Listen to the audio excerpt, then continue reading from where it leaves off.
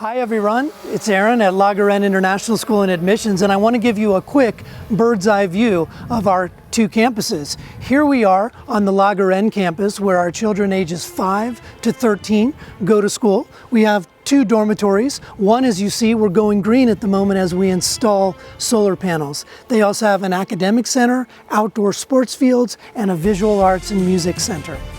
I'd also like to take you over to our secondary school, which is about 5 minutes around the corner. You'll see that we're located 90 minutes east of Lake Geneva, here in the beginning of the Swiss Alps. Our village, Villars-sur-Glâne, sits above the Rhone Valley and is a village of about 4,000 people. Our secondary school building is located just next to the Telekabine, where our students have access to the ski pistes. The state-of-the-art facility has 2 floors of academics, a welcome center, restaurant, dormitories, visual arts center, and music rooms.